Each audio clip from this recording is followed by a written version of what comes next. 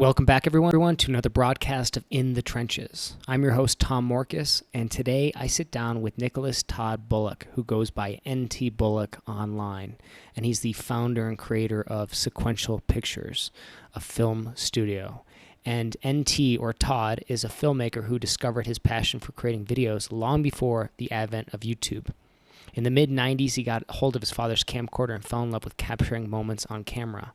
And despite the limitations of the time, like the absence of editing software like Final Cut Pro or access to free training and tutorials, again, this was pre-YouTube, Todd persevered. He worked multiple jobs to save up for a computer and a video card. He recorded tons of skits and short films with his friends, and he eventually published his work online.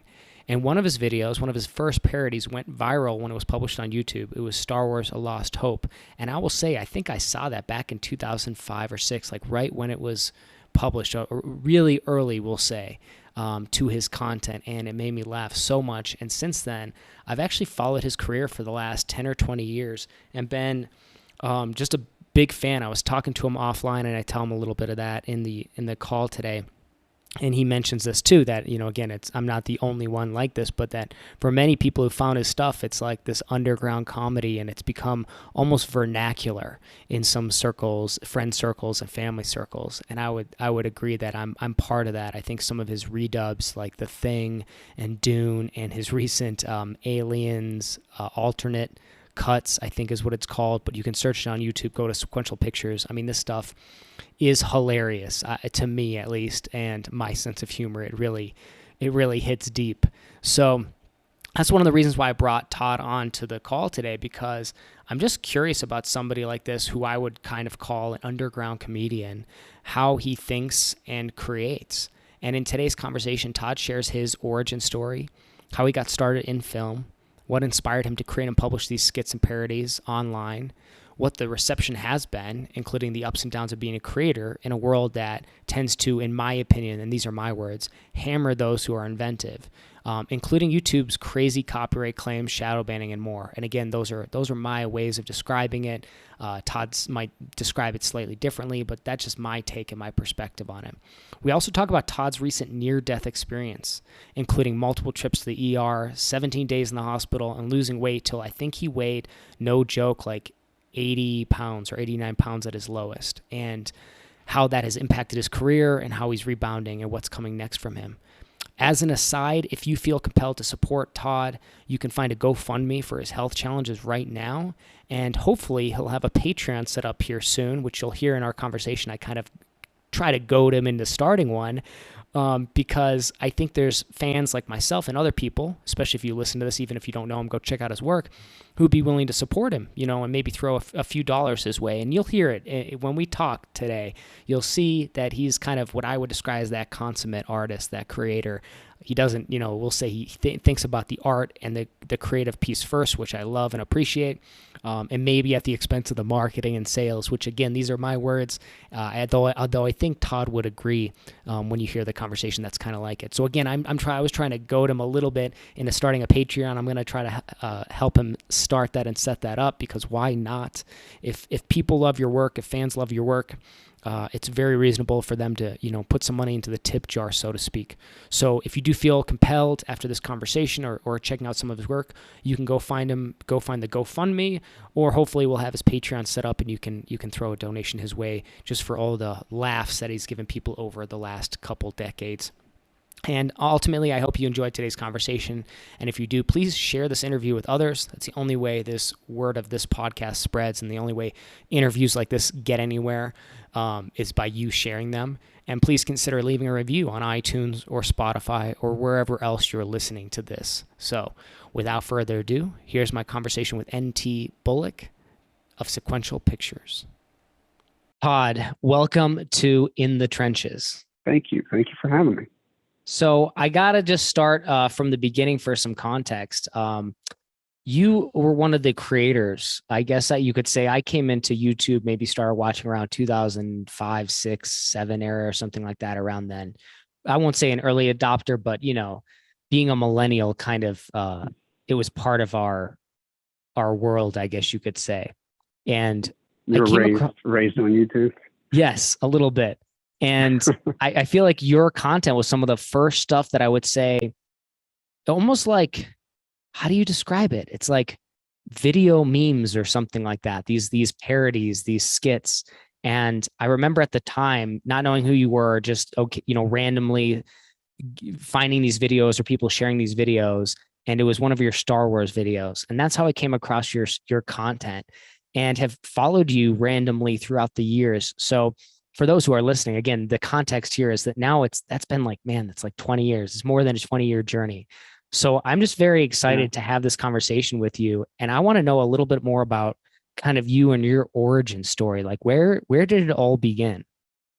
Oddly, I've gotten quite a few comments on YouTube that was that a lost hope. That Star Wars video was the first thing they saw on YouTube, because I was kind of late to the YouTube game, but it probably started in the mid '90s for me. So like almost a decade before YouTube blew up. I kind of took my father's video camcorder and just started. I kind of fell in love with the camera and was enamored with it, and started like putting my friends in front of it and doing silly off the wall ninja stuff and craziness. Back then it was really difficult because it was before you had Final Cut Pro and all that. I think I started on I was working like 4 jobs, and I would save up money and buy a computer, not a very fast one. And back then you had to have like a video capture card, like the separate thing that you had to add to the computer to make it, function. And it was terrible. It's come such a long way, but YouTube was kind of like I've mentioned to you before, I was kind of late to YouTube, but it was kind of the Wild West for even the decade before you found one of the videos. So it was a long journey, because it used to be a lot harder to buy server space and put up a video and embed it in QuickTime and encode it with Sorensen codecs. And now it's just, I got a love-hate with YouTube, but it's so much easier to just upload a video now, and they do it in multiple resolutions, at multiple, bandwidths, bit, all that kind of stuff. It's just so much easier. So back then it wasn't, I'm going to be a filmmaker and put stuff online. It's like, well, now I got to learn how to make a website, with Dreamweaver and, graphics and all the other stuff that goes along with it that has nothing to do with even making a film. So yeah, there was a lot of work before that. But well, let me ask you about that, because and to put some context in, like historically, so you started, was this like were you doing this like in high school? Was this something you did like just for fun, or what was like did you just do skits for fun? And then when did that go from, I guess, if that was the case, when did then you start actually publishing and putting stuff online? And tell me kind of your thought process behind that. I guess I was shooting skits that are long lost now. Like a friend would, high school, I guess. We just set up the video camera and do silly stuff. And I did some like stop motion animation where you press the button to record and hit it again. Started real simple, but it wasn't until I left or graduated high school rather that I started having a friend group. I was in a band at the time, and then that band had friends and fans and people that would come into like my universe, so to speak, or my galaxy rather. And I had access to a lot more people, and now I was driving and I could say, hey, why don't we all get together? And because I'm from a very small town, Macomb, Mississippi, and there's not a lot to do there. And so that was kind of entertaining for me, was like, why don't we do something? And I would just kind of throw them in front of the camera. And some people enjoyed it. Some people thought it was work. You know, you kind of suss out who's kind of down to clown in film. But it was a lot of fun. But a lot of that stuff didn't make it onto online because I was just learning. I was just, you know, but pretty early on, I got the bug, so to speak. And I realized, especially back then, that it was going to be a lot of work to put it online. And I wanted to get attention. And it's not like, I mean, I like Star Wars, but I wasn't like a Star Wars nut or anything. But I was like, well, I'll just do a parody of something that's really popular and that'll get eyes, you know, I can get some attention. And so I think it was 99, I put out the Phantom Menace was coming out, or Yep. no. Yeah, The Menace Strikes Back. I couldn't even remember the name of my own movie. So I just did it based on that. And that, you know, for the time, it got a lot of views. It's a lot easier to kind of calculate and aggregate that data now. But I mean, I was getting messages from, you know, from around the world, or ending up in, you know, a magazine or some little blurb here. And it was pretty fascinating, you know, because the internet was still kind of new, really. And It was being the able Wild to watch West, a right? video online. Yeah, it really was. And it was really difficult to even, I mean, the resolution back then, my computer was so slow, I did it like at half of standard definition video, if anyone can imagine that. And I had to learn 3D graphics to do some of the shots. I think I was using Bryce 3D back then. So it just, I spent years, I think, learning different disciplines, like a little 3D work, little HTML, little this, and I don't know. I guess I learned by doing, because I'm, you know, made plenty of mistakes, obviously, but it was fun to do. But yeah, it eventually would get easier to make a website and put a video up. But so I did that for many years. Well, I feel like that's part of the creative process, though, right? Because you're a creator. I feel like that's like a consummate like creative as well, like somebody who just like, and we'll talk about your content a little bit later, but like just kind of understanding kind of you and that process and what it's like to be somebody who's, whether it's film or I just feel like any kind of creative pursuit like that. But in your capacity, it was like, I think that's part of the fun. And tell me if I'm wrong. I mean, I know it can be a pain too, but like when it's like so early and it's like, okay, I'm making this video. Now I got to get it online. Now we got to get a website. Like part of that is that maybe that experimental creative process of actually just trying to build the thing. Would you say that's true? Yeah, I think a lot of that stuff was, I just needed to, it was necessity. Yeah. Like I didn't start out saying like, oh, I want to know how to make web pages. I mean, I really could not have cared any less about that, but it was a means to an end. And at the point that I realized I wanted to, you know, I had ideas and I wanted to direct and I wanted to act.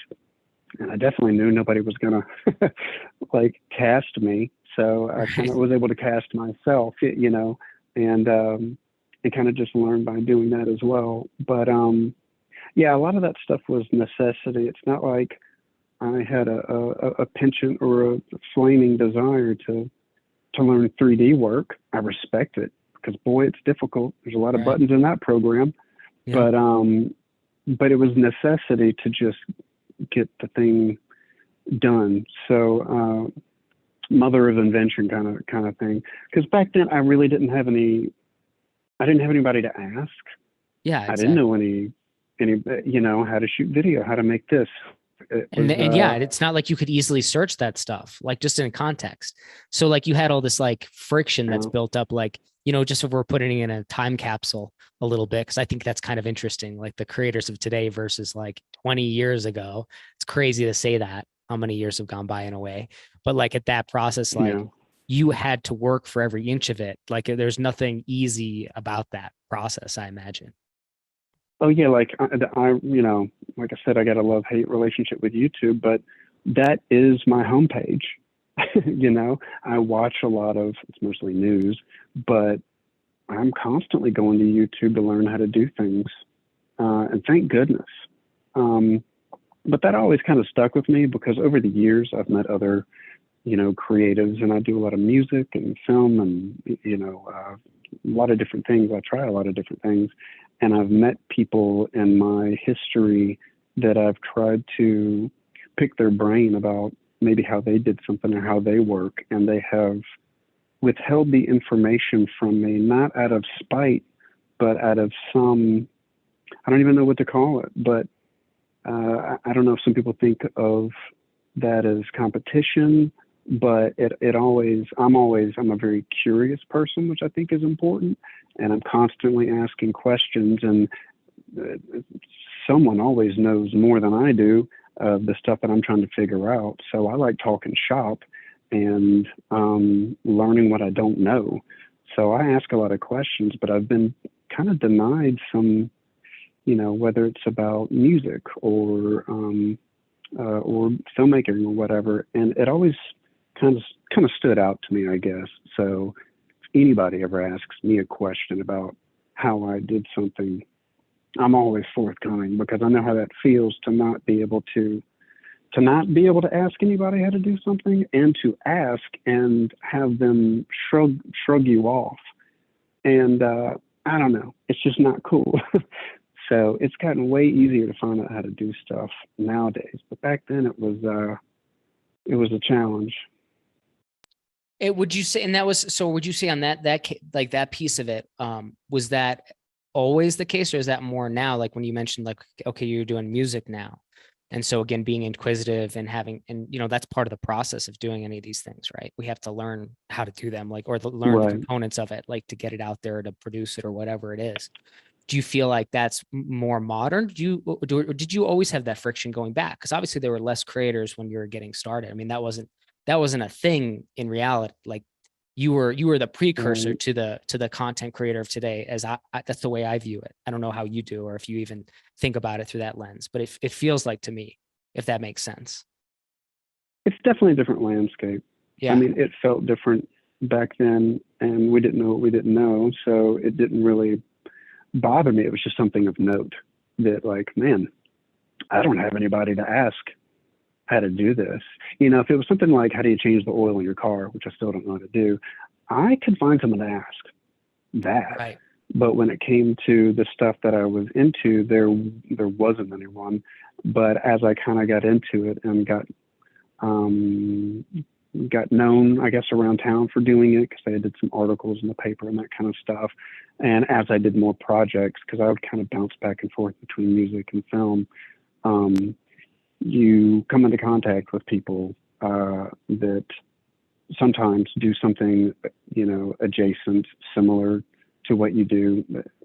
Back then it was more music. You could find more, because we had a lot of good musicians in Macomb, and or people like recording, or, you know, when I would talk to people. Nowadays I still ask questions, but it's just a lot easier to go online and find it now. There's usually a video where someone is explaining, and there's so much to know with recording and audio mixing and mastering. It's just endless. I'll never get it all. And there's so much to know with, like, editing, and things are constantly changing, and AI. Right now, I'm trying to, like, brush up on that so I don't get left behind. Like, what is going on, you know, with that. But I'm just interested in I guess it's two parts. I don't know if this answers your question, but I'm interested in process as well as creation.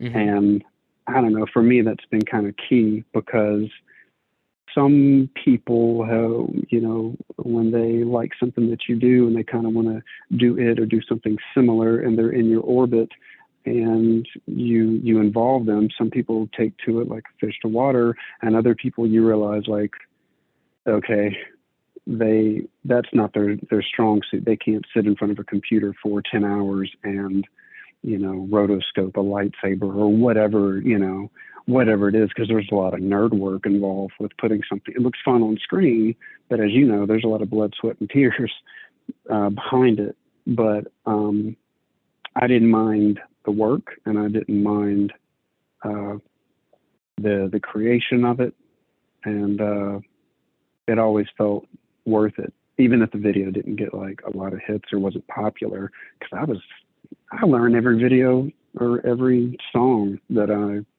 produce, I learned something, so it never feels like a waste.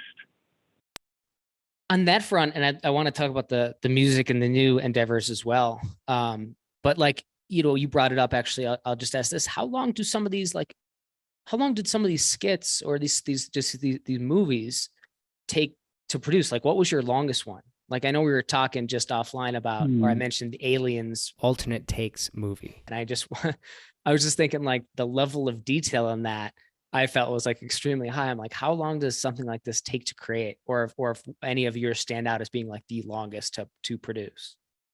That's kind of hard to say. Some of them obviously took longer because of the graphics, and some of them I had some help on, and some of them, I don't know. I think that I'm good with time, and I'm bad with time. Mm-hmm. Like, I don't remember anybody's birthday. I don't remember holidays. Like, I have a weird sense of time, but I probably don't know that very well, because I tend to just put my head down and like, well, we got to get all this done if we want to get this done.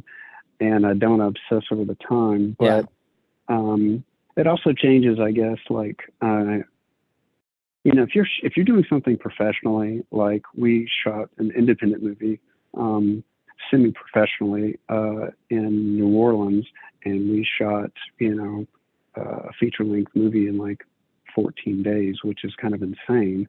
And so I can tell you, it took us, 14 days to shoot that, and, many, many months of editing and all that.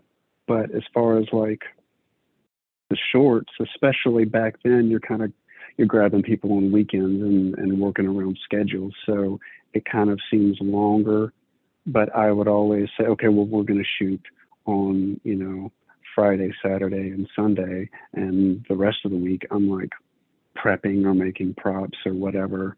And sometimes I would have really good, help, be it my brother or some friends or whatever. And other times I was doing stuff by myself. So I don't know. I wish I could answer you better. I can't remember what took the longest, but the Star Wars: A Lost Hope had the most green screen, because I was learning green screen as I was doing it, which is very scary. And the Aliens alternate takes, that was actually pretty quick, all things considered, but the computers got quicker, rendering times got quicker and everything. And I shot that by myself during COVID. And, when you're having to rely on other people, you have to schedule everybody. And at that time, I didn't know that I was producing. I was getting everybody together. I didn't think of it as that. I was just wanting to get something done. But so it was a lot of producer work too. So I don't know. It's kind of hard to answer. I guess I'm just not good with logging that stuff away, because I just in the trenches, baby. I just like, we got to get this war done. It doesn't matter how long it takes. It's going to get done. Well, I think, and by the way, and that's the thing, it's like, I don't know that there's a right or wrong answer here. And part of it is just kind of understanding kind of how you approach projects and kind of the creative pursuit of it. At least that's what I'm fascinated by. And I imagine many of my listeners are too. It's like this idea of like, I've always found it interesting. Like, anytime I find something that I really like creatively, I would say that I actually have always loved like how it was built or made, or almost more interesting. So like, if there's a movie I really love, I actually find the idea of like how it was filmed more interesting than the thing even. Like, and I know that's weird, and I don't know, but that's how I kind of look at things. I would agree with that. I mean, I would say, because I went to college for 1 year for film school at USM, and I didn't want to go, but my parents basically said, if you don't go to college, we're kicking you out of the house. And I was like, I'll do a little college. But I kind of figured it was going to be a waste of money, because I felt like I was learning a lot just by doing. And then my dad got sick, and then so I was only there for a year, and I moved back home, and mom was alone, so we had some family tragedy, so I never went back. But I don't know, I just felt like it was one of those things that you can, if you want to do it badly enough, you'll kind of figure it out. I don't know that you need to go to school for everything, and I knew some people that had gone to school for film, and they're like, no one's ever asked me for a diploma, in film. It's a little silly. But I say all that to say, to get back to your question, was I felt like that was my film school, was like voraciously buying DVDs and watching all the extras and then listening to the commentaries. And I used to watch an old show, I don't know what it aired on, called Movie Magic, when I was a kid. And ironically, I'm starting to rewatch some of those episodes on YouTube at night when I go to bed, just on my laptop. And it's funny how far the technology and the way that shooting is stayed the same, but also kind of changed. But that just piqued my interest of how they would do something practically with like cheap stuff. It looks good on film, but it's shot practically, and I'm like, wow, you never would have known that was a miniature. It just kind of blew my mind, because it's a magic trick. Yes. I think Orson Welles put that, like a magic trick, and it's fun when you pull it off. Yeah.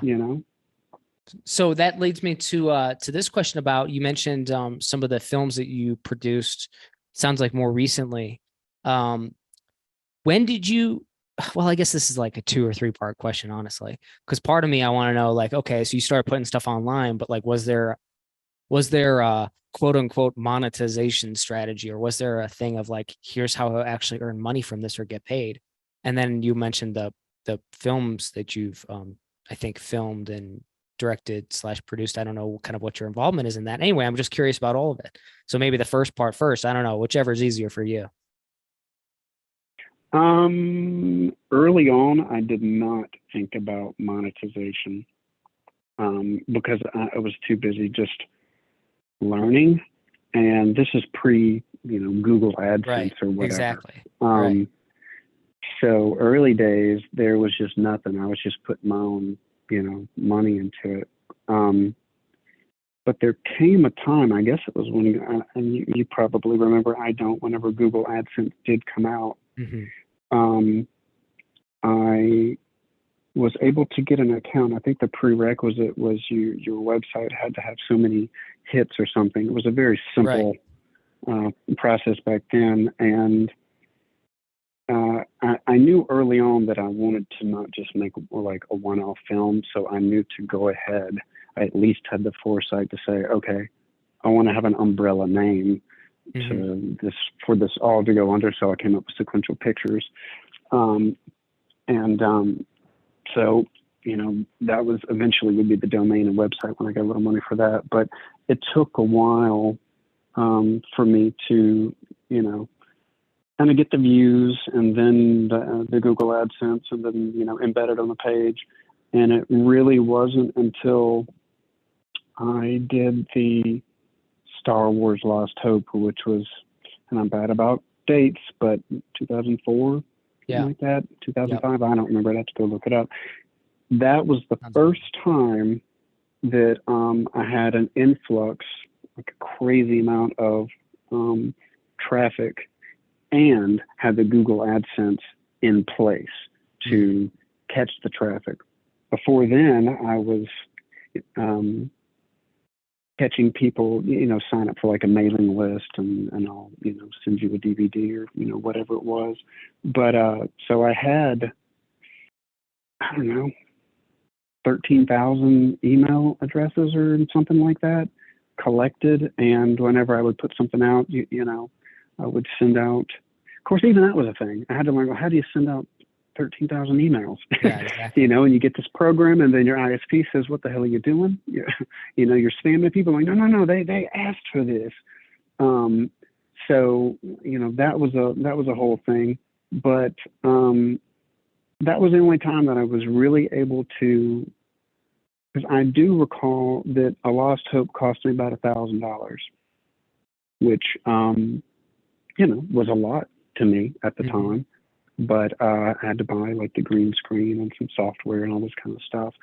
But the Google AdSense eventually, months after I put it out, eventually paid for the party. It was the first time that a movie got paid for, but it was also the most I'd put into a movie at that time. But so yeah, and after that, I kind of had sequentialpictures.com was a repository for my movies, and then people were taking the movies off of my website and then uploading it to YouTube. And I had a very mixed, a negative reaction at first, because that was how I finally got to a point where I was making some income to not make money, pay for the hosting, pay for the domain name, pay for the party. And then they absconded with my movies. And of course, it was just, most people, it was just fans who just wanted it on YouTube. But, if you go to YouTube and search, Star Wars, A Lost Hope or whatever, you'll find multiple versions over the years, and, 100,000 hits here, whatever. And you go to mine, because I got on YouTube way late, and was very late to that party, because I lost that battle of being able to kind of have control of my content. Mine has far less views than other people, and sometimes they would give me credit in like the description, and sometimes it would crop out or crop off where it came from. I guess just nature of the beast. But and not too long ago, YouTube sent me some kind of thing about we've recalculated the way what we consider to be a view. So like I'd done some, the Dark Crystal, I redubbed a section of the Dark Crystal, and it had gotten like 19 million views. And I'm like, all right, I'm starting to get some views, because at this point, as you know, YouTube arbitrarily said, we're going to demonetize your account, which is what they sent to me. And at that point, I had made nothing, because people could just watch my videos elsewhere. I had never made a dime off the monetization, regardless. But they said, we're going to demonetize you because you have to have whatever the arbitrary prerequisite was. It's like you need at least this many subscribers and this many amount of hours of watch time per month or whatever. And I didn't meet one of those requirements, forget what it was. But I just kind of shrugged my shoulders and was like, well, I wasn't making anything, anyway. But then they came back and said, we're going to recalculate the way, what we consider a view. And I forget what the Dark Crystal, it was the one I had the most on at the time. It went from 19 million down to a ridiculously low number. And I'm like, really? All of those were not countable? Because that had been featured on like G4 TV. I wasn't aware of what G4 TV was until a friend of mine said, hey, I think one of your videos was on this television, or I don't know if it was TV or whatever it was, G4 TV. And I'm like, oh, that's cool. So I know it got, some attention.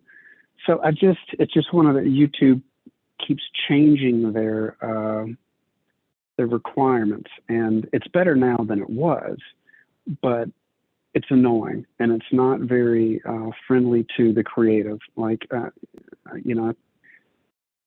people will say, oh, you should do a YouTube, be a YouTuber, which I hate that term. I hate taking like any website and then adding ER to the end of it and saying, oh, I'm an Instagrammer. I'm a filmmaker. That's what I am. I'm not a YouTuber. I'm not a TikToker. But that's the new language. I get it. Yeah. I'm 45. I'm getting older, but I'm just kind of rolling my eyes. Oh, I'm a Snapchatter. Doesn't that sound stupid now that Snapchat lost? You know what I mean? Just be aware. But I I don't know. I feel for the people that are trying to start a YouTube channel and these guidelines, before you can even monetize. It's hard enough to create something, but when you tell someone, yeah, you got to get 1,000 subscribers and you got to get 500 hours of watch time every month, and then maybe we'll throw you some dimes. It's like, well, what truly is the difference between someone watching and appreciating your content at the beginning and after you get 1,000 subscribers? Like, did they watch it or not? You owe it to those creatives. Because right now, what that sounds like to me, after because I've had my brush with the music business too, is it used to be like, because I was in a band and we had an Atlantic Records demo deal. And back then the deal was, we're going to make all the money from the sales and you make money from touring and selling merchandise. But nowadays, these artists, these people that get these record deals, it's called a 360 deal, you don't even get your merch. You don't get to make money off of that. And it's like, man, it's just gotten worse and worse for creatives. And if you look at these people how little they make, like, I don't know about you, but I see these headlines from like, oh, this person put out a hit song, had all these streams, and they made $30.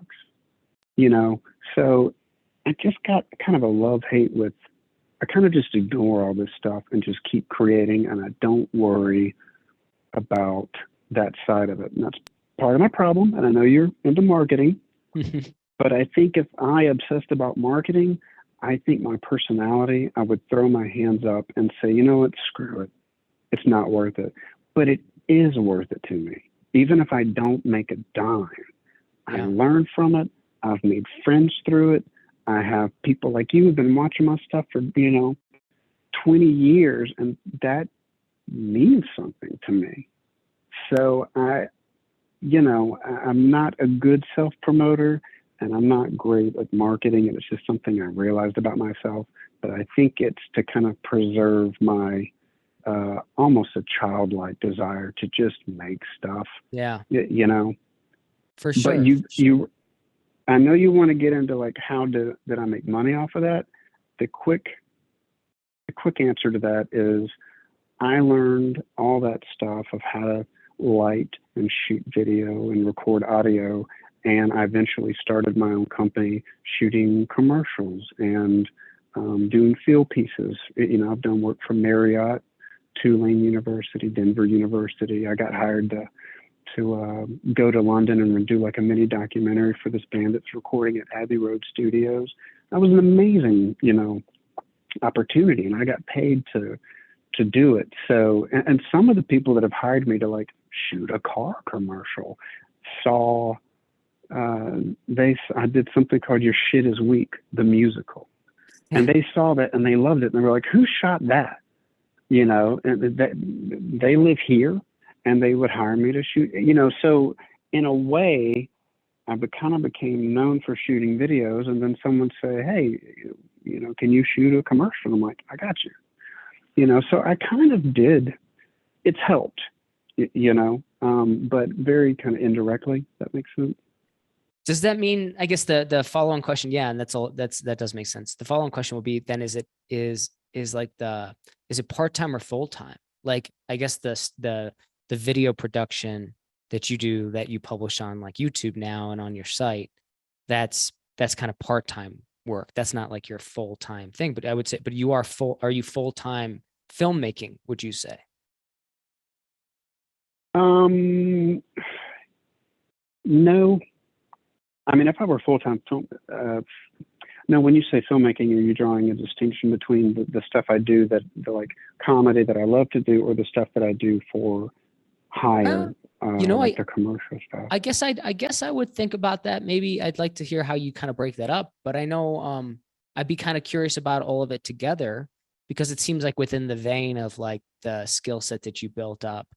Obviously you have passion projects, but then it sounds like you're getting paid in some capacity to be doing that thing that you also do passionately, right?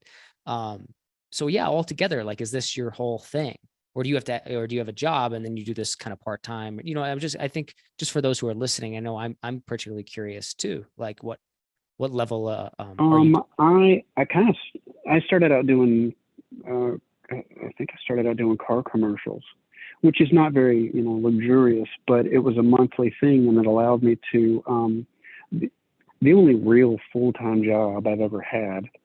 I said I had 4 jobs earlier at one point, but it was like I would work in the afternoons for an attorney. I worked at a video store for a very short amount of time, like 1 day a week.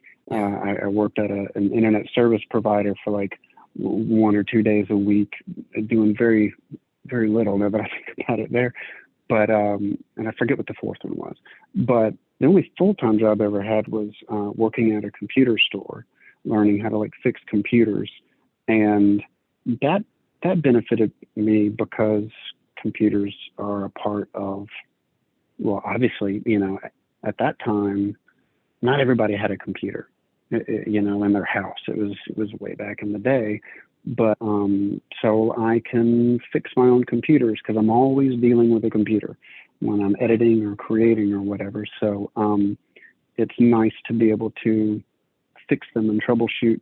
So I value that information, but I can't remember how long I did that for, but I was also, I'm a bit obsessive. So even on my lunch break, I worked very close to this computer shop. I would go home and eat in front of my computer while I was editing my Matrix parody or whatever it was.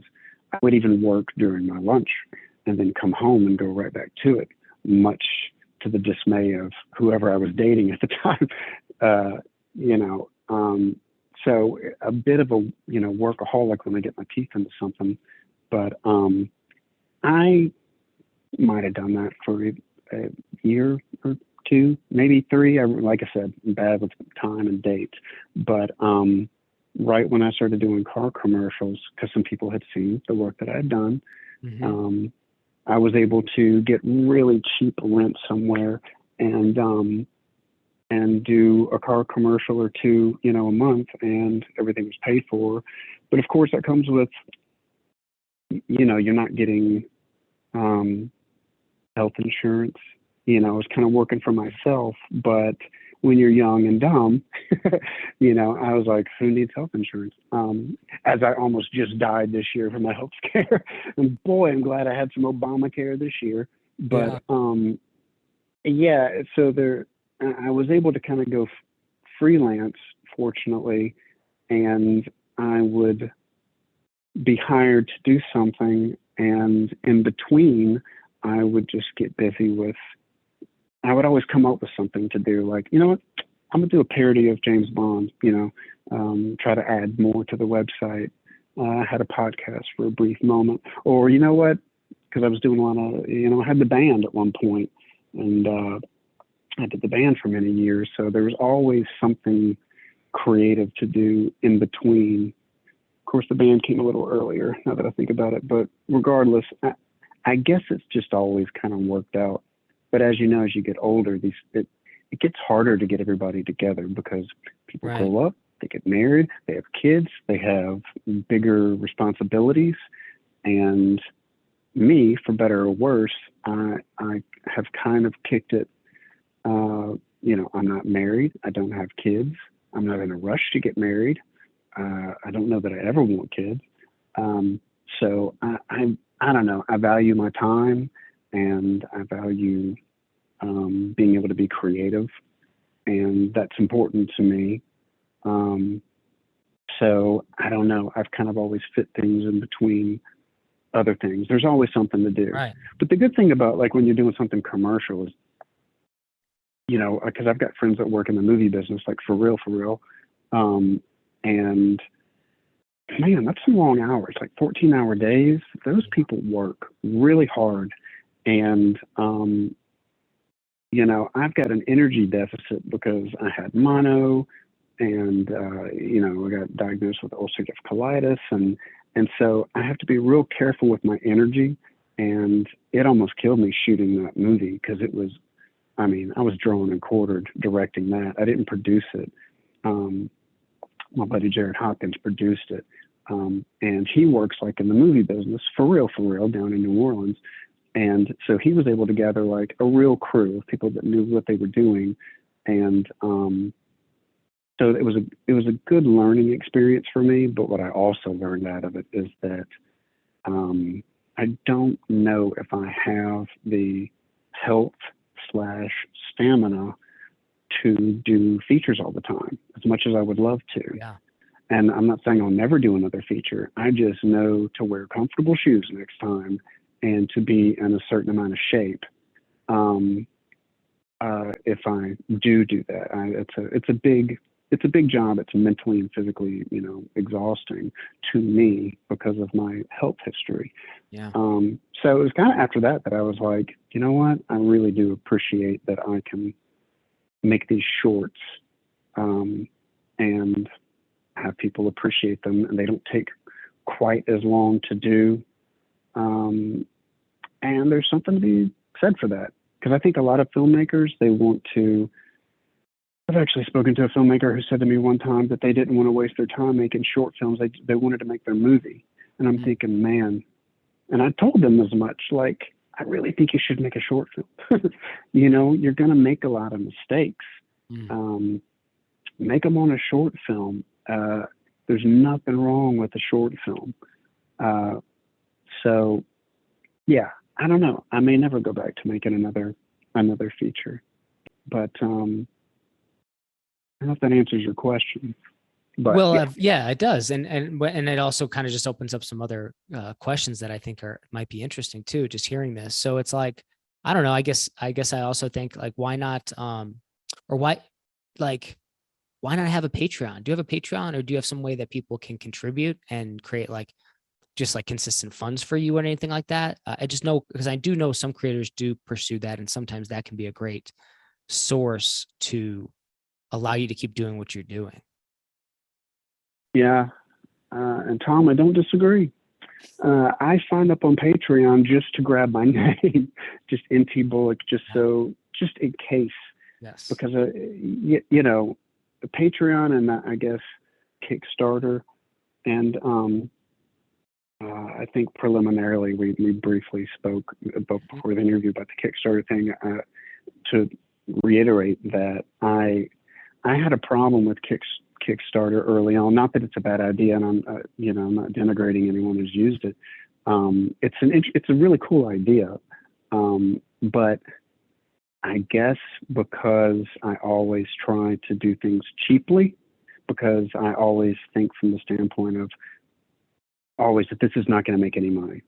Even if it did, I always go into it thinking, this is not going to make any money. Do it as cheap and as fast as you can without sacrificing much quality, and as much as can. But it just, after having met a lot of filmmakers and going to film festivals and all this kind of stuff, I got a little inundated with feeling like everybody was asking everybody to fund their film. And the way I came up was, no one's going to give a shit about this but you until they see it. Because I've had some naysayers. I'm like, I want to do this. And they're like, sure, whatever. But then I finish it, and then they see it, and they're like, wow, didn't know that's what you were talking about, So most people aren't really bowled over until they see the finished product. But I don't know, I felt kind of icky asking for people to fund my passion. If I want to do it badly enough, I'm going to work an extra job, or I'm going to save up, or I'm going to find a way to do it, or whatever. And I guess that, I don't know if that's pride or whatever, but it just felt weird to ask a bunch of people to fund it. Now, I know it's not. That's just me inside my fishbowl head, But the Patreon was also an interesting thing. But like I said, I signed up just to grab my name, just in case I ever wanted to do it. And I've had people mention it to me before, but I'm very wary, or not wary, leery of getting something started. I would feel awkward. I'll say it this way. I would feel awkward because I know on Patreon, I guess people can sign up. Correct me if I'm wrong, because you know more about it than I do. They will say, hey, I'll donate $5 a month towards this. Yeah. And you get some sort of tier of like, hey, here's a free t-shirt or something. I would feel guilty because sometimes I'll go months. Like I spent 8 months recording a rap album that like 5 people love. You know, for that 8 months, I'd feel bad if someone who signed up to pay, you know, onto my thing on Patreon was giving me $5 a month because they love my movies, and I didn't make a movie for a year, because sometimes that happens. You know, I just don't. I want to earn it for real, and I don't want people to feel like they have given me money and not gotten something, you know, for it. So, and maybe I'm just inside my own head, but yeah, the only thing I would challenge there is, and I understand where you're coming from, is just also that you don't have to do it that way. I guess I just want to clarify that piece. Like, but I'm not saying you have to do it or that you should. I mean, it's like, I think I appreciate the creative approach to this, but you know, Patreon could also be something that you kind of put up like a tip jar, and it's like you're playing music and there's the tip jar and people can throw some money your way if they want or not. It doesn't have to be like that you have to like commit to producing new stuff or have an exclusive tier. It could straight up be like, here, you can put $5 in the pot every month and you get absolutely nothing from me. Thank you for your patronage. Yeah. You know what I mean? You can set the rules. Yeah. Yeah. And I guess it's my omniscience on the whole, you know, thing, just ignorance basically. But I know at one point, and now that I'm thinking about this, is at one point you could not put links that went outside of YouTube into the description of YouTube, correct? Do you remember that? Yeah, I possibly, or at least you'd get like penalized for it or something like that. I'm not exactly sure. I vaguely remember. So this is yet another like. Yeah, you might know better. YouTube. I remember thinking like maybe I could do that, and then I realized they would not allow you to go outside of the domain of, you know, youtube.com/. You could link to other videos, but I think when I looked into that, you know, it felt so stifling. It's like, I'm on your platform because I'm forced to be on your platform. You clearly won video. Okay, we get it, YouTube. You won video. Okay. Everybody's taking my videos off of my site. I lost that battle. Fair enough. But now I can't monetize it, especially since some of my videos, as you know, are like redubs.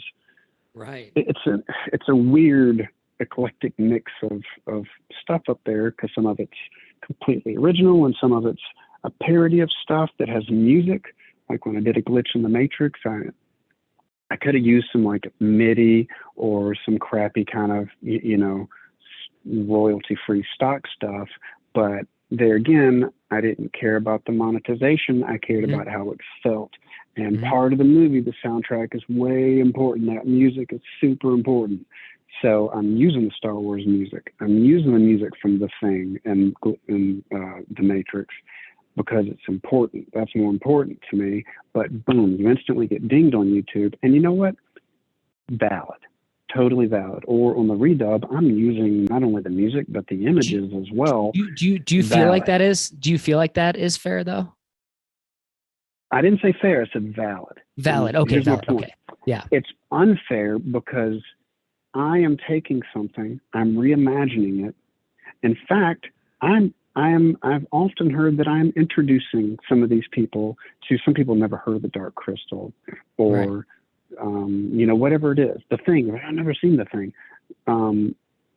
You're kind of introducing them to it. And what you're saying by taking 100% of the potential, you know, take on it, that there's no value added. I've done nothing.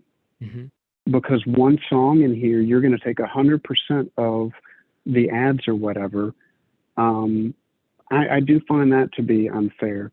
But if I had to play devil's advocate, it's not like they're going to go through each and every video and, you know, send it up to the Supreme Court of YouTube or whatever the hell and say, oh, okay, well, he did do a little something. Let's give him, you know, a few pennies or so.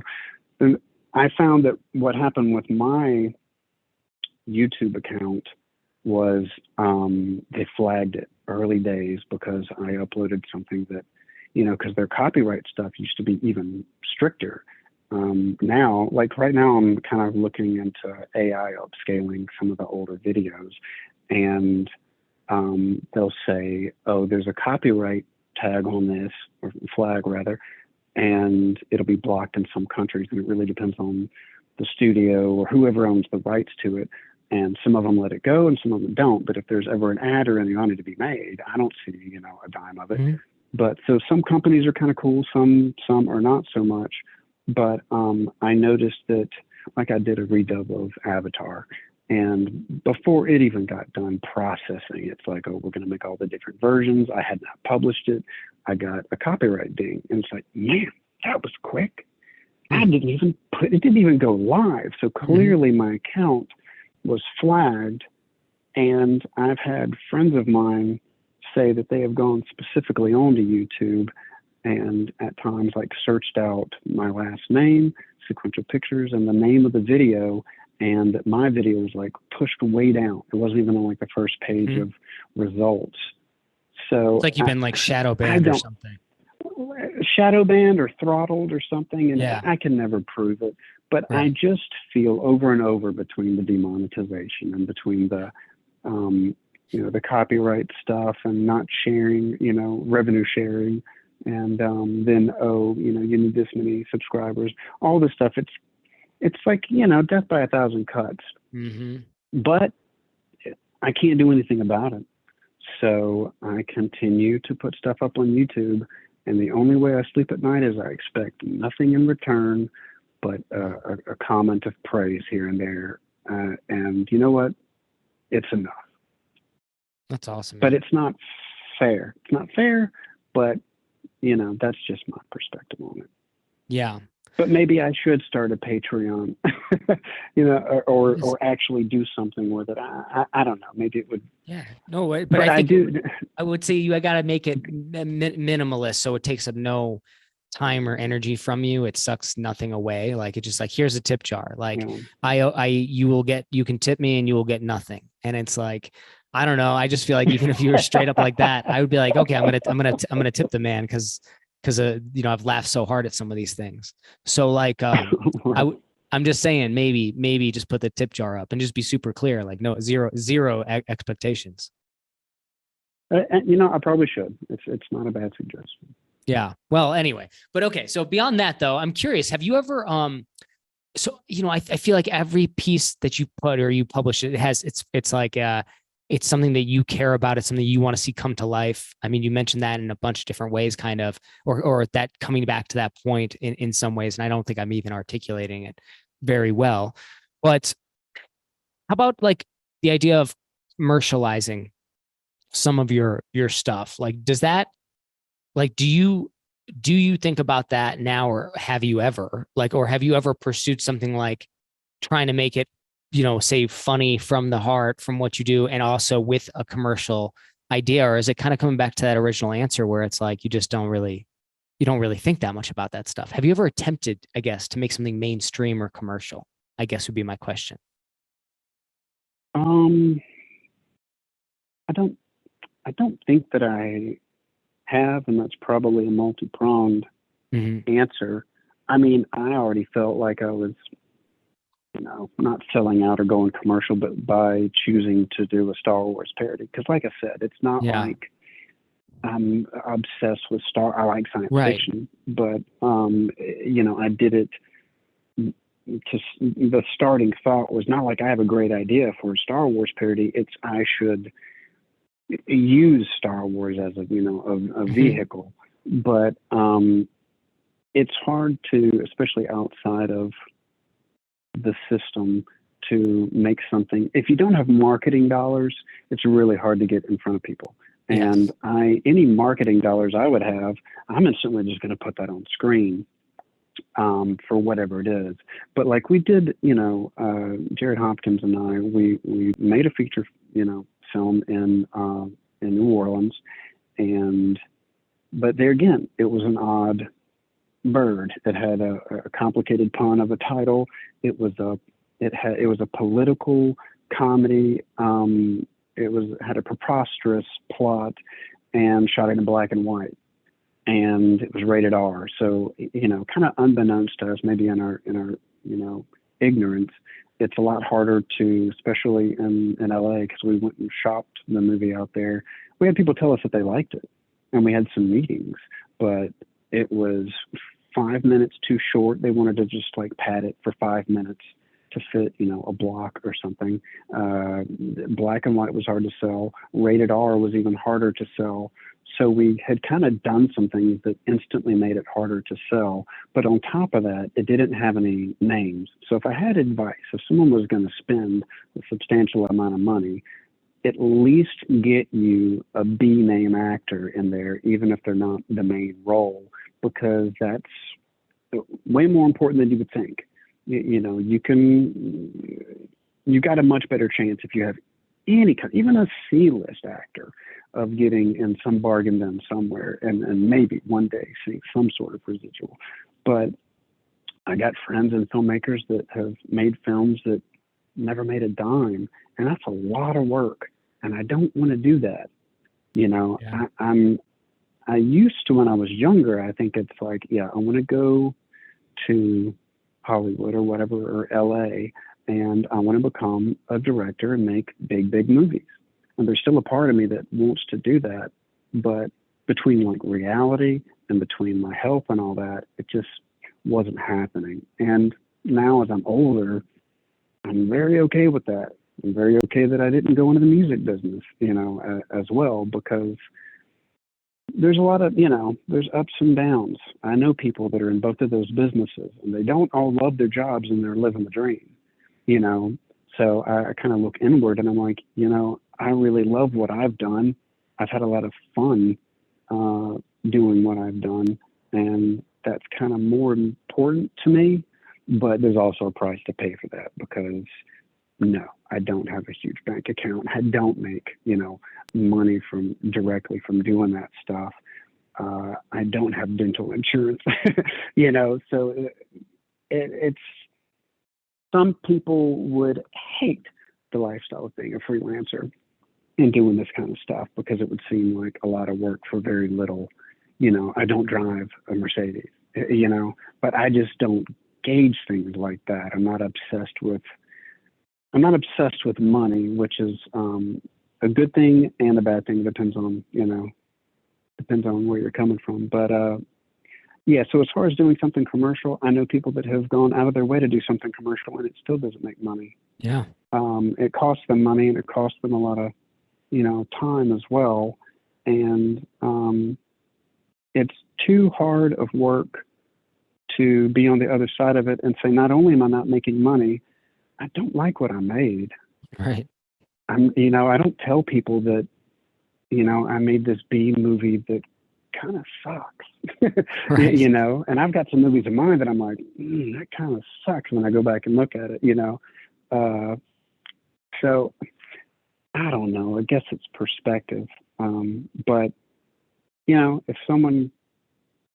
if I came up with an idea that happened to be commercial and then happened to get the funding and it did, that would be great. But there's some lightning in a bottle there. I'm not saying never, but it's hard.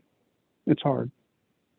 Yeah. Well, I also feel like part of it too, it's kind of going down that rabbit hole. And I don't know if you feel this way, but I think it's that dichotomy maybe between like art and commercial piece of it, I guess you could say. And I don't necessarily believe that they're antagonistic, but that mutually exclusive. Yeah. Yeah. But I feel like, but I do feel like there is some truth to the fact that when you skew like to the monetary, the commercial, or this or that, like at the end of the day, what that means is depending on who you are, we'll say, like, you know what I mean? Like depending on what kind of artist you are, it means compromising in some ways. Not everybody, maybe some people are just like, somebody's built and they are just like that. Their type of art is just extremely mainstream or whatever you might call that. Alternative. And I don't, again, even that, they might not be financially successful trying to go that route.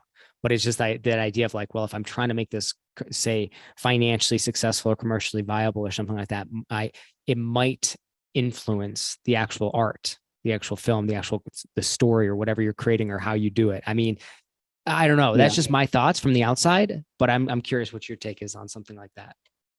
Well, I'd agree with that. I mean, because there's like even the feature film I made, it's a romantic comedy, but that on its surface bores the hell out of me. So that's the reason the plot is so absurd and hyperbolic. Like I did a short film called Mombi where I play like a 10-year-old, you know, which is ridiculous. But I think if I don't find it humorous, then I don't want to do it. And I guess my humor, you know, my brother and I have very similar sense of humor, and we're constantly showing each other stuff, and it's usually this kind of esoteric, like he showed me this show that was on, I guess it was BBC. It was a British show called the League of Gentlemen. I mean, it is not I don't know many people that have even seen the League of Gentlemen, but it's brilliant. But it's esoteric, it's dark, but it's hilarious. And you know, growing up on like Monty Python and Top Secret and Airplane, just these movies that just took like these bold swings. And you know, you take a bold swing and you might have a bold miss, and I've done that too. But as far as my stuff that I do for myself, I gotta find it funny. And usually what I find funny is a little off kilter. And I think in our preliminary, you know, we spoke briefly before the thing. You called me something like an underground comedian or something like that. Yeah. And I'm like, you know, that's pretty accurate. Like, I've never called myself that, but I was like, I dig that. Yeah, I don't mind being underground, but I do know I've met a lot of jaded filmmakers that it seems like they're not present in the joy of what they're currently doing or about to do because they think this isn't a feature film and I haven't made it yet. What's the old phrase, like, you know, it's the journey, not the destination. Mm-hmm. And I think I realized that after around the year 2000, I was, you know, like I said, I was in a band and we had a couple of demo deals with Atlantic Records. And I left the band before we even heard back from Atlantic Records for reasons that don't matter. But I realized then that it's like, I know this sounds crazy that I don't want to say throwing away an opportunity, but I realized some things that I didn't want to do and something I didn't want to be, and things that might not be good for my soul if I have to get kind of, you know, hokey about it. And I don't regret doing it. The only thing that might have been regrettable is I enjoyed being in a band, and I was in a band with some talented that were better musicians than I was. And there were a lot of good times, and I had fun, you know. We were recording and making music, but there again, back to process. That's all I need to be happy. I wasn't worried about when people start telling you like, oh, you're going to be rich and famous and all this kind of crap. It turns me off. Like, that's not the reason. That would be a happenstance. That would be a symptom of something that I'm already doing. I don't want to obsess. It just really pointed it out that, oh, I'm really not driven by that. So maybe me being surrounded with people where their interest is for me to be rich and famous, they're saying it to me to entice me because they think that that's what I want, is just attention, be it good or bad, just for money, because I will be paying their bills if I am successful. But they're going to ask me to do things that's good for them. Not always. Some people are, you know, in the business, whether it's film or music. I'm not saying there are no good people that don't have good advice, but in some of my experiences, I just felt like what was best for me was not what was being thrown at me, and it was stressful, and I walked away from it, you know. So I don't know. I learned something about myself that I'm just not worried about being rich and famous and all that kind of stuff. And I'm much happier just producing stuff that makes me happy. But I'm also broke. you know. So I was going to ask if I could borrow a few $1,000s. We'll talk about it later. But yeah, for sure. That's so funny. So question on this. Well, yeah, you mentioned like doing the things that kind of like make you happy. When you look back at like some of the videos you've done, like, are there any that you feel like have really stood the test of time or stand out to you as like favorites, or I don't know if you have like a favorite of your own, of things that you've created? That's kind of hard. I mean, Yeah. I have people on YouTube or write me messages that they will tell me their favorite, and I kind of like live vicariously through that, or they will quote something from even a video that like I put up and it just really wasn't that popular, but they'll quote it to me, and I'm like, awesome, that happened actually just last night.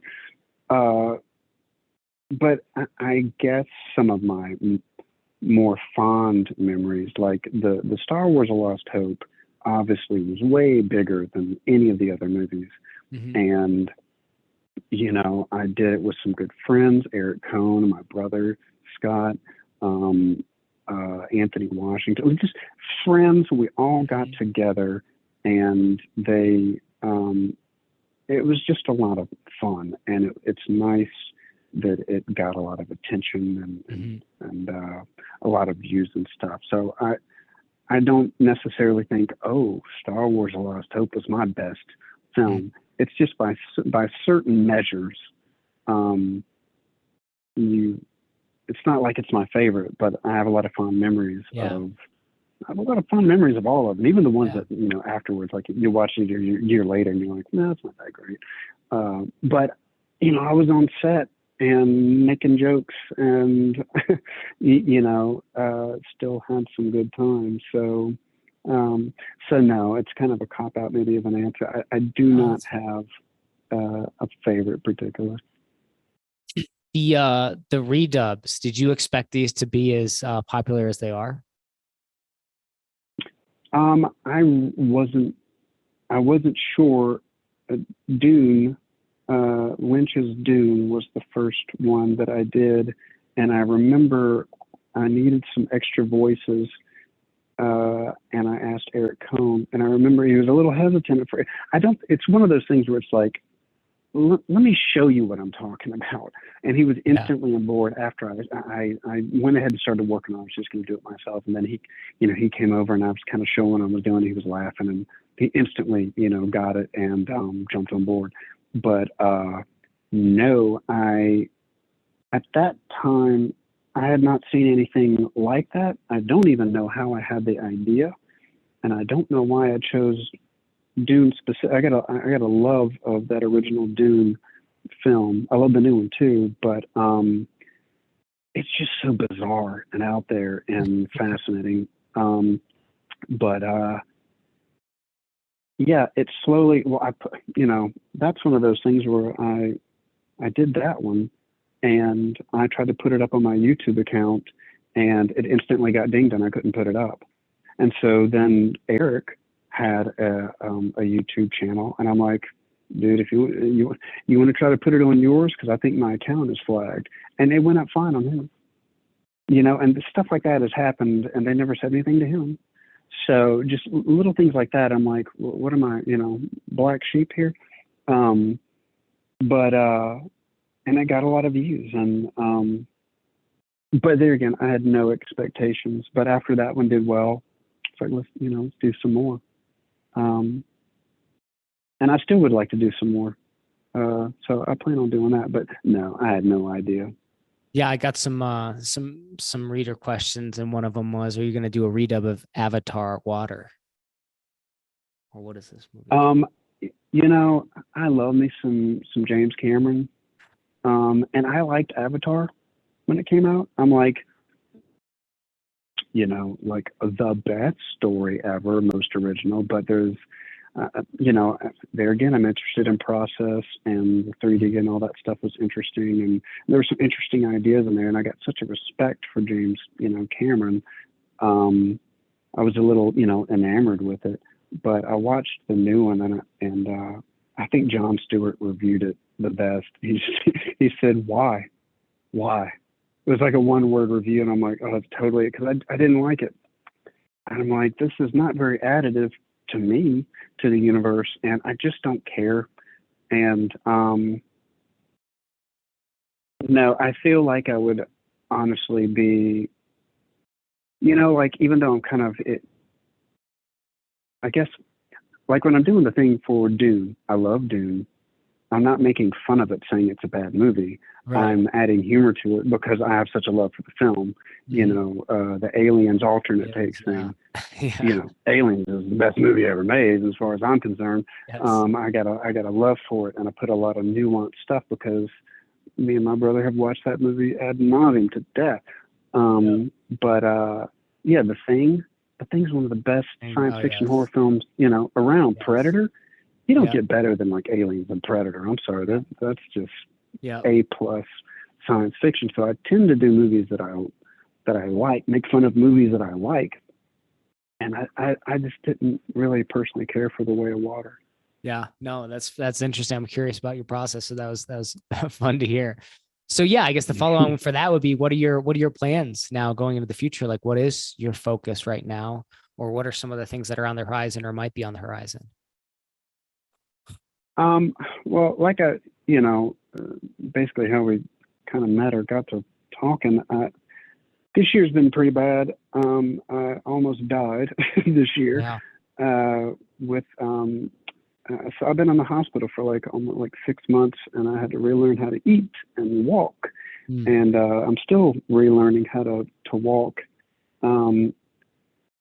So I don't know what's next. I'm just trying to get my life back.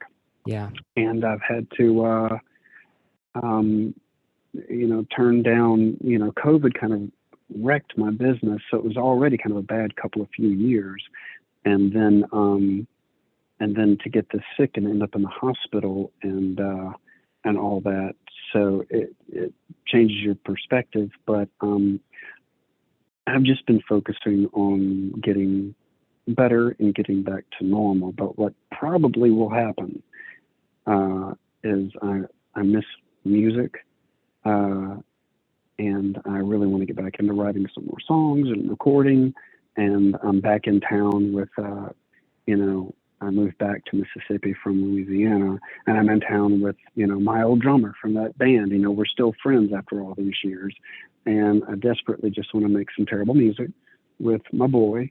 But I probably, the redubs are a little, I don't want to say easier, but it's easier than it takes a lot of energy to get all the lights and your camera equipment in a car and then get everybody together and shoot something. So the redubs are a little easier because it's more of a studio based thing. I'll probably do a redub or some music, but I've just kind of blocked this whole year out as just learning how to walk and talk and eat in public again, So I don't know.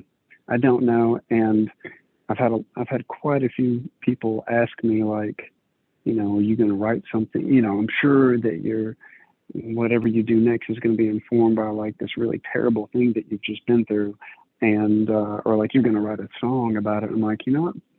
I don't know that I will, because I honestly just want to it was so bad. I kind of want to put it behind me. It's been a pretty harrowing experience, but I have put no expectations. I just miss creating stuff. I've got no expectations on myself to do something, because I've been through enough stress this year so far to do that to myself. So I really don't know what and when anything else will happen right yet. Yeah. And I guess finally, in terms of, just for those who are listening too, I think there's a lot of kind of creatives out there, creators, artists, an eclectic group. I get a lot of emails from a lot of different types of people. And I think maybe that's because I talk about this topic a little bit as well, but it's that kind of like how Stephen Pressfield might say, the war of art, which might be I don't know, not everybody's cup of tea of how he describes that, but it's this idea of creation and it being a challenge, but kind of worthwhile. I'd be curious if you have any bits of advice for those who might have been in a position like you, like if you were giving advice to your younger self, you've actually given a couple of bits throughout this. But I'm just curious if there's anything you would say to the person who's just getting started or going this route, like things that maybe would have helped you if you'd known, or what to expect or anything like that. You know, the landscape, like I've said before, has changed so much. You know, the advice I might have given 10, 15 years ago is different. It's so much easier now to do stuff. Not to say any of it's easy, but and you know, this is probably bad advice, but I'll say it regardless. But you know, all this SEO stuff and obsessing about how many followers you have. I mean, I get that that's the way of the world now, but at the same time, protect your soul. You know, if you obsess over these numbers, and if not enough people like what you do, give yourself some room to breathe, make mistakes, make bad art. I've made plenty of bad stuff, and just hope you won't know it in the moment, probably, but hope that while you're making stuff, you'll make at least one thing that resonates with someone. But that's coming from someone who's not worried about the money side of it. And, you know, the money side is important. You know, I'm fully aware of that. But they're hard things to have them both come together is really difficult. It's a hat trick. And I guess I just err on the side of, you know, 'tis better to have created and lost than to have never created. So, because there's a certain, you know, you meet these people that know the price of everything but the value of nothing. And I value the joy that I've gotten from just creating stuff. And money can get you things, but you're always going to want more money, and you're always going to want more things. And where does that end? But I'll tell you, I'm getting endless joy from these comments that people telling me that have been watching my stuff for 20 years, that I can't put a price on that. So it's a very hippy dippy kind of thing to say, but it's how I feel. Yeah, no, I get it. It makes a lot of sense, and I do appreciate it. And I think it's a good insight and relevant, because sometimes that's what it's got to be. And again, more power to anybody else, you know, if they have a different approach to it. But yeah, I do appreciate your insights on that. So let me ask you this, to close it out: where can people find you? How can they best support you? Well, apparently I have to get this Patreon thing up and going. So. I think so. I mean, and you know, my website is kind of defunct, sequentialpictures.com. It's falling in disrepair, but YouTube, I guess. Ironically, YouTube, Sequential Pictures, and Sequential Pictures. You might find a video of mine, and it might not be on my account, but that's okay. It's the way it goes. Yep, like and subscribe it, and then man, when we get some of these other things going again, I think just put them out to that list. That's maybe a good way to start. So, yeah. Awesome, Todd. Well, hey, thank you so much for being on In the Trenches, man. This is a fun conversation. I'm a big fan of your art. A lot of your videos have brought a lot of laughter to me, and my brothers and friends like that. You know, it's so I would say I count me among that, a fan. And I think it's just really cool to kind of get your perspective on some of these topics. Just kind of go inside the mind of a creator and somebody who's just not scared to put content out there and do silly things. And it's just very cool to have seen so much content produced over the years. And obviously, I wish you much health and wellness in the years to come as well, and soon. So thank you again for just being on In the Trenches, man. It was a real pleasure. Awesome. Well, thank you for asking me. I appreciate it. And that wraps up another broadcast of In the Trenches. Again, if you enjoyed this conversation, please consider sharing it, leave a review. It supports the podcast. It lets me interview creative people like Todd. and help shine the spotlight on people that I think really do genuinely deserve it. You'll know that this is, if you listen to the end and this is your and you're an OG, you've been listening for a while, you know I've taken like a year off from this podcast, maybe like almost like a year and a half, really, it feels like. I had kind of just lost the, I don't know what you would say, the inspiration or spirit to keep doing it. But part of this conversation with Todd, for example, is me wanting to go into those spaces and talk to people that, you know, again, kind of light me up in some ways. So if there's other people out there, they don't have to be mainstream. They can be doing strange or interesting things. That's kind of, I want to shine the spotlight on those kind of people and these kind of stories. And yeah, if you have any other feedback for the podcast, just let me know. My email is tom@tommorkes.com, TOMMORKES.com. You can also just go to tommorkes.com and you'll find a contact page or some way to get in touch with me. And I would genuinely love to hear from you. For everybody who supported me from the beginning, who's left reviews, who's commented on my blog or podcast, again, I really appreciate you. You give me the fuel and the fire to keep doing this.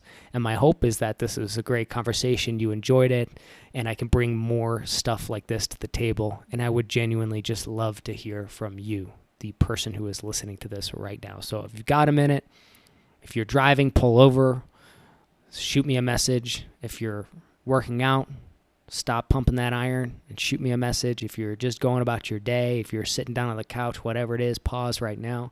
Shoot me an email. Let me know what you think. Would love to hear from you. And that's it for today. I appreciate you, and stay frosty.